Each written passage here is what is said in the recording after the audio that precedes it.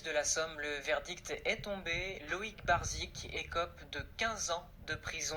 En 2018, il avait tué un agriculteur à Allery à coups de marteau dans le crâne. Aujourd'hui, ses parents et des psychiatres avaient témoigné à la barre. Le récit de Gontran Giraudot avec Benoît Henriot. On n'a pas été à la hauteur.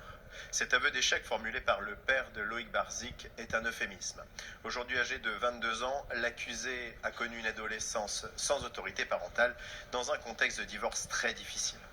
La vie de Loïc, c'est une vie très compliquée. Alors il y a deux faces. Il y a une vie, il y a un moment où effectivement il y a des gros soucis de santé, où les parents le soignent, le conduisent à l'hôpital, et c'est un petit peu en quelque sorte l'enfant roi. Et en même temps des carences par la suite affectives, où on s'occupe plus clairement de lui, qui livre à lui-même. Il faut savoir que pendant une époque, il s'était quand même livré même dans une maison où on venait simplement leur apporter à manger. Et pour un psychologue entendu ce matin par la cour d'assises de la Somme, Loïc Barzic est aussi un jeune homme immature et sans affect. Durant les débats, il n'a pas toujours semblé prendre conscience de ses actes jusqu'à en rejeter la responsabilité sur la victime elle-même, Jean-Noël Bloquel.